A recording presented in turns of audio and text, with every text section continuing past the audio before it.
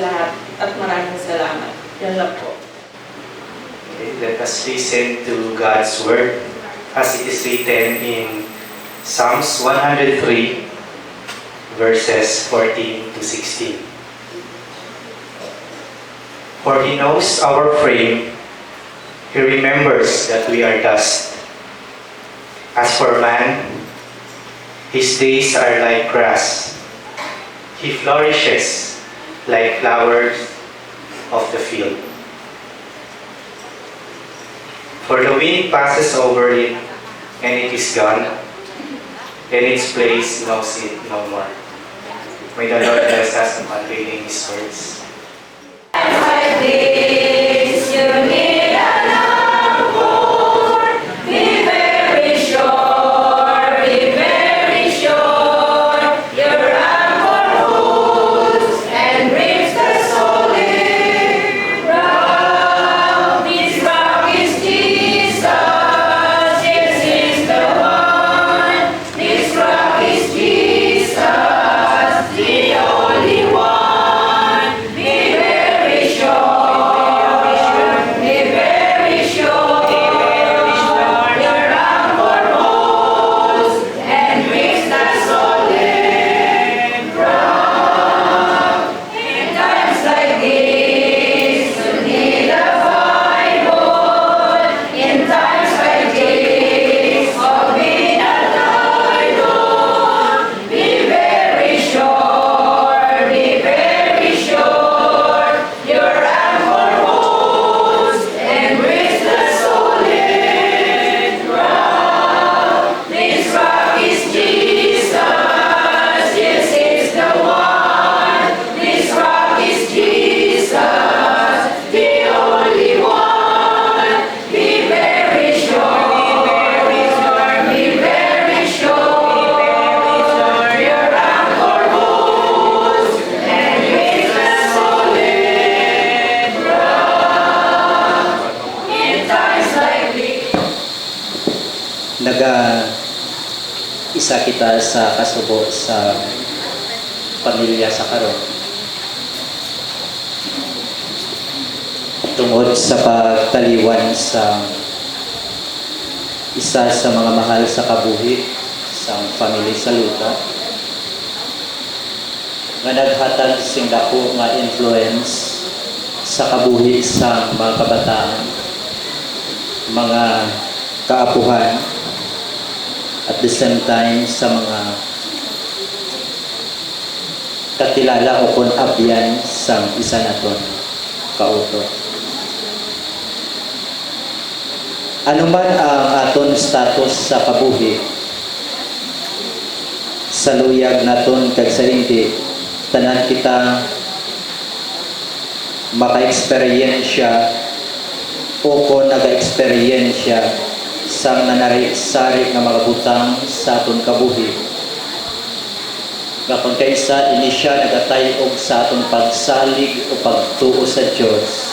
Pagapangamuyo kita, Ginoo ihatag sa amon ang pag-insyindi sa imong pulong sa sining nga hapon.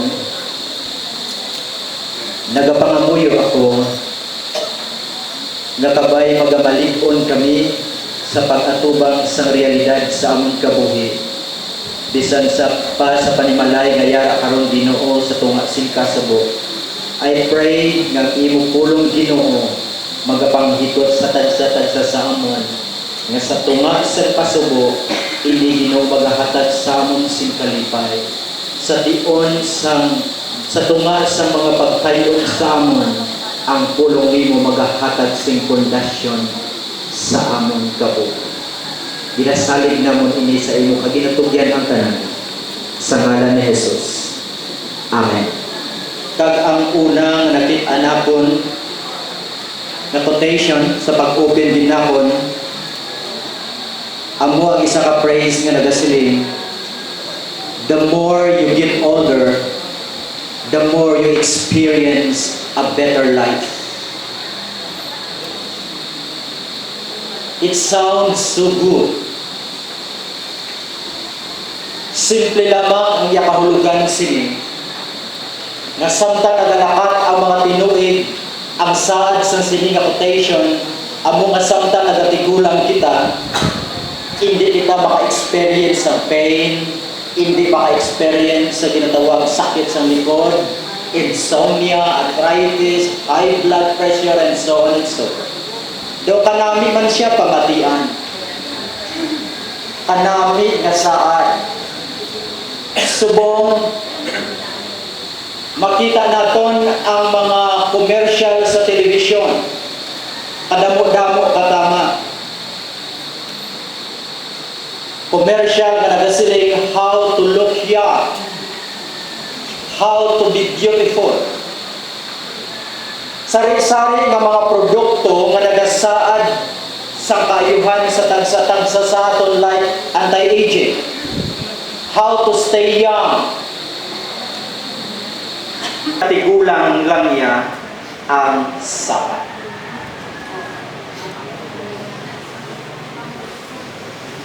Si James nagsiling, gintudloan niya kita, ginsugiran niya kita sa realidad sa kabuhi. James chapter 4 verse number 14, what is your life?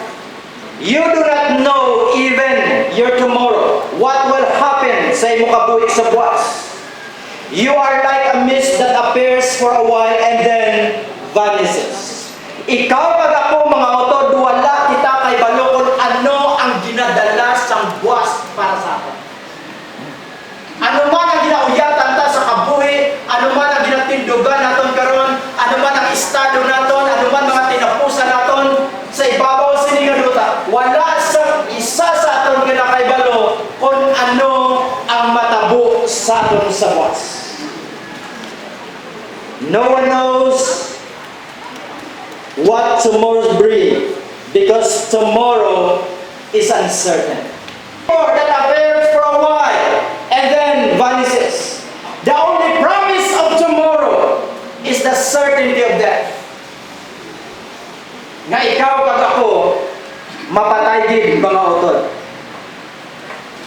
Tulungon naton ang atong mga mahal sa kabuhi, palangga naton katama, but all of a sudden sa wala naton ginapaabot, iniging kuha.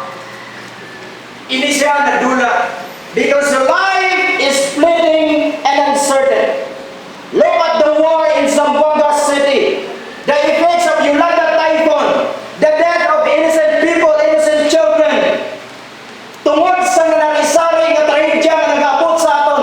Wars, famine, earthquakes, volcanic eruption, malnutrition, disease, drugs, women and children trafficking, and so on and so forth. Damo sa trahedya nga nag-aabot sa aton nga nagresulta sa kamatayon sa tagsa-tagsa.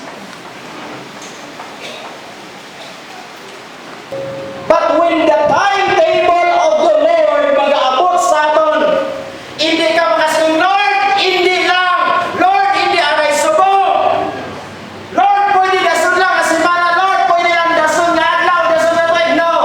Basta timetable na sa Diyos, hindi kita makapag-hindi.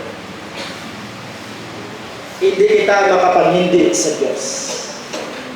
Now, Psalm 105 or 103 verses 14 to 16, James chapter 4 verse number 14 nag-remind sa aton that we should not take tomorrow for granted. Question? Is your life or is your house in order today? Is your one and only life to make a difference for Him? Will you live your life intentionally every day for God? If you are outside of the will of God, ang kabuhi miserably tatama. Rest assured nga imo ma-experiensyahan kang babaliwan ang paglaom nga naghalin kay Kristo. Sa panimalay, ngayari na rin karon nag-experience ng kasubo na ginatawa.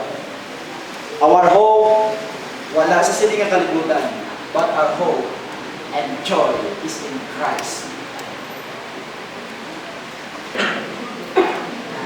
Makaupalayan kita sila kung wala sa pagtuyad ko nga si abogado, hindi siya makasiling sa Lord. Lord, di sana patay ang ako na sawa, nadulang akong tatlo makabataan. I believe, Lord, this is your will. Luyag natin kag sa hindi. Ug luyag natin magapabilin sa ang mga mahal natin sa kabuhi, magapabilin sa atong dugan, magapabilin sa atong kamot. Aral sila sa atong presensya, but thy will be done. Thy will be done. Sa pamilya Saluda, saludo ko sa inyo. This is God's will. This is God's will. Kabubuti kung mag-abot na ang adlaw ang Dios magakuha sini sa atong kabuhi, kaangay sa pagkuha niya sa atong utod karon. Sa luyag na kag sa hindi, ang Dios magasiling, sa luyag mo kag sa hindi, kuhaon ko ang kabuhi. Nagapangamuyo kami nga ikaw Dios, mag-aamlig sa amon, mag-aamlig sa panimalay nga yara karon sa tungasing kasubo. Sa gaong sa Espiritu Santo magapanghikot ina sa tagipuson, maangkon ang kaligunan kakabakod, kag magabalik ang kalipay ngaya maangkon sa ila Ginoo kabuhi kag sa ila tagipuson. I pray, Lord, pusoon sa panimalay kaya karon sa kasubo. Ikaw ang among ginasaligan, ikaw Dios ang among ginatugyanan sini. In Jesus name, in among pagpangamuyo. Amen.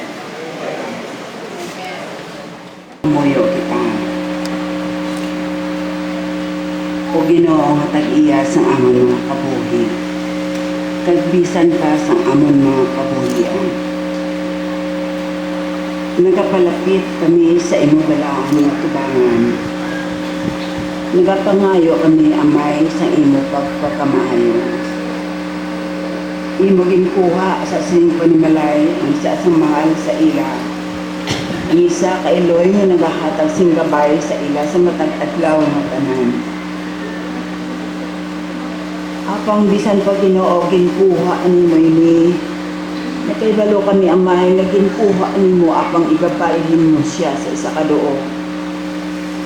Nga mas maayo pa sa sining nga kalibutan. Nagapangayo kami amay sa imo pagtuytoy kapagubay, yatag sa sining panimalay ang kaalam sa pagbaton sang kamaturan. Nga ngamon mga kabuhi o Dios mga umalagi lamang. Kagangamon mga kabuhi, mga hinulam sa imo atubangan. Tapon ginkuha nimo kami amay, hindi agud Ginoo mapahilayo sa amon panimalay. Kundi matagaan siya sa isa ka matahong nga pag-atikan. Sa isa kaduog nga ginama nimo, isa kaduog nga sa Ginoo may kalipay. Sa isa kaduog nga may kalinong, ug sa isa kaduog Ginoo nga may kaluwasan. Gani nagapangayo kami o Dios nga sa gihapon kabay ini nga pagtuo ini nga balatyagon magapabilin sa amon. Agud magbahan-bahan ang amon mga balatyagon, ang mga kasubo o Dios makuha sa amon. Bless kag pakamayo sila tanan, isang pakamiman na nagpamaladong sa kamatayon. Sang ima na si Daisy. Wat ni naampo, nawa ng imo pagtuloy ko katuloy. Likugi sila sa imo balaan mo ka siya niya. Ni ang mga ampo, ni ang mga ginapangamuyo, kakamay niya handom sa sinantanin. In Jesus' name, Amen. And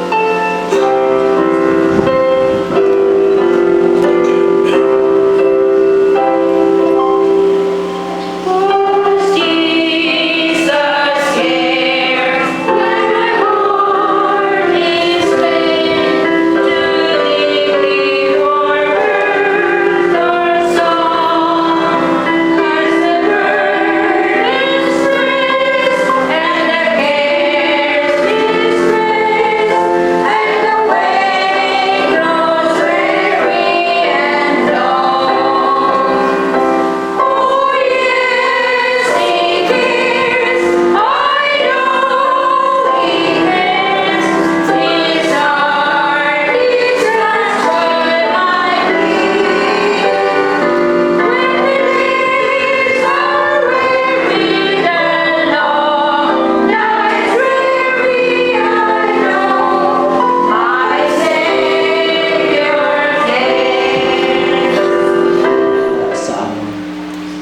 Ikaw ang Diyos nga may gugmaon kag maluluyon nga nakakita sa kabug-atan kag pagtalangisod kag kabudlayan sang tagsa-tagsa. Ikaw man ang Diyos nga gamahanan nga handa kag may gahom sa pagpamag-an sang amon ginagadya. Ikaw ang Diyos nga nakaintindi sang amon balatyanon. Ikaw ang Diyos nga ginatugyanan namon sini.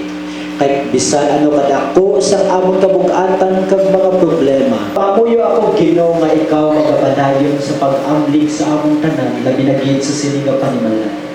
Ang imo Ginoo kamot ikaw magauntay sina sa pag-alay-ay sa tagsa-tagsa labi na gid sa panimalay sa luta Ginoo.